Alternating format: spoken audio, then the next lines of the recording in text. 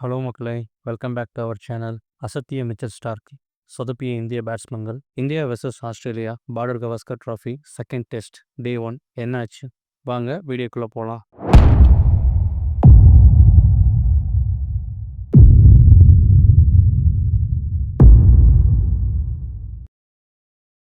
Border Gavaskar trophy 5 match கொண்ட series ஆஸ்திரேலியாவில் நடைபெற்றிருக்குங்க.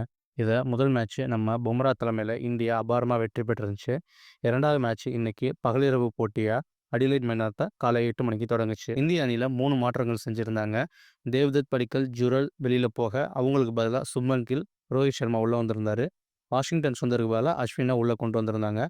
Toss win பண்ண இந்தியா பேட்டிங்கை சூஸ் பண்ணியிருந்தாங்க. பேட்டிங் சூஸ் பண்ண இந்தியாவுக்கு ஆரம்பமே தலையில் இடி விழுந்துச்சு தான் சொல்லணும். ஏன்னா போன மேட்ச்சில் 161 ரன் அடிச்சிருந்த ஜெய்ஸ்வால் இந்த ஃபர்ஸ்ட் இன்னிங்ஸில் அவர் ஃபேஸ் பண்ண ஃபர்ஸ்ட் பாலே கோல்டன் ரெக்கார்டாக இருந்தாருங்க. மிச்சல் ஸ்டார்க் அருமையான ஒரு இன்ஸ்விங்கர் ஏர்கட் போடும்போது அவரால் ஒன்றுமே பண்ண முடியலங்க. செம்ம பால் அப்படின்னு தான் சொல்லணும். எல்பிடபிள்யூ மூலயமா வெளியே இருந்தார். அதுக்கப்புறம் கேஎல் ராகுலும் சுப்மன் கில்லும் கொஞ்சம் நிதானமாக விளையாண்டுட்டு இருந்தாங்க. 2 பேரும் அழகாக டிஃபென்ஸ் கவர் பண்ணிட்டு இருந்தாங்க. பாலை நல்லா வாட்ச் பண்ணி விளையாண்டுட்டு இருந்தாங்க. ஐ ஃபோக்கஸ் பால் மேலே இருந்துச்சு. நல்லாவே ப்ளே பண்ணிட்டு இருந்தாங்க.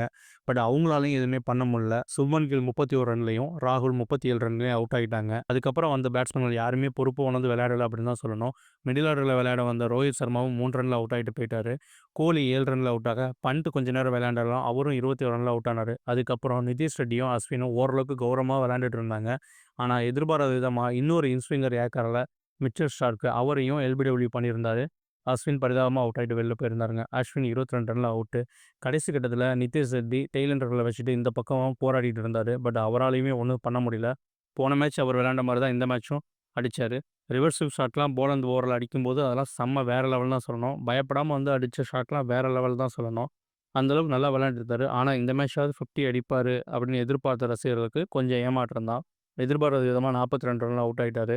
இந்தியாவோட இன்னிங்ஸும் முடிவுக்கு வந்துச்சு. இந்தியா 180க்கு ஆல் அவுட்டுங்க. இதில் அதிகபட்ச ஸ்கோர் நிதிஷ் ரெட்டி தான். போன மேட்சுமே அவர் தான் அதிகபட்ச ஸ்கோரு ஃபர்ஸ்ட் இன்னிங்ஸில். இந்த மேட்சுமே அவர் தான் அதிகபட்ச ஸ்கோர். போன மேட்ச்சில் 41 ரன் அடிச்சிருந்தார். இந்த மேட்ச்சில் 42 ரன் அடிச்சிருந்தார். சரி, ஓகே. போன மேட்ச் மாதிரி இந்த மேட்சும் இந்தியா வந்து பார்த்திங்கன்னா அவங்கள நல்லபடியாக பவுலிங்கில் சுருட்டுவாங்க அப்படின்னு எதிர்பார்த்து ஆடியன்ஸ் காத்திருந்தாங்க. பட் ஆனால் அந்தளவுக்கு பெருசாக ஒன்றும் நடக்கலை. ஃபஸ்ட்டு விக்கெட் வழக்கம் போல் வந்து பார்த்திங்கன்னா பும்ரா எடுத்து கொடுத்தாரு. உஸ்மான் கவாஜாவை ஃபஸ்ட் ஸ்லிப்பில் நம்ம ரோஹித் சர்மா அழகாகவே கேட்ச் எடுத்திருந்தார். ஆனால் அதுக்கப்புறம் நம்ம பவுலர்களால் எதுவுமே பண்ண முடியல அப்படின்னு தான் சொல்லணும். நம்ம பவுலர்கள் எவ்வளோ தான் முக்கி போட்டாலும் அங்கே ஒன்றுமே பருப்பு வேகலை. லபுஷேனும் மெக்வின்ஸையும் கட்டையை போட்டு உருட்ட ஆரம்பிச்சிட்டாங்க. ஃபைனலி வந்து பார்த்தீங்கன்னா 86க்கு ஆஸ்திரேலியா 1 விக்கெட்டில் நல்ல நிலைமையில் இருக்காங்க. லபுஷேன் வந்து பார்த்தீங்கன்னா 20 ரனில் இருக்கார். மெக்ஸ்வினி 38 ரனில் இருக்காங்க. இது இன்றைய நாளோட நிலவரங்க. நாளைக்கு மேட்ச்சில் இந்தியா ஆரம்பமே விக்கெட் எடுத்து அவங்க மேலே ப்ரெஷர் போட்டால் தான் மேட்சை மறுபடியும் நம்ம கைக்குள்ளே கொண்டு வர முடியும். இதே நிலைமையில் ஆஸ்திரேலியா தொடர்ந்து விளையாண்டுட்டு இருந்தாங்கன்னா கண்டிப்பாக அது நம்மளுக்கு தான் பெரிய தலைவலியாக இருக்கும். பொறுத்திருந்து பார்ப்போம் டே 2ல் என்ன நடக்குதுன்னு. இந்த வீடியோ உங்களுக்கு பிடிச்சிருந்தா லைக் பண்ணுங்கள், கமெண்ட் பண்ணுங்கள், ஷேர் பண்ணுங்கள். இதுபோல் கிரிக்கெட் ரிவ்யூஸ்க்கு எங்களுடைய சேனலை மறக்காமல் சப்ஸ்கிரைப் பண்ணிவிடுங்க. நன்றி, வணக்கம்.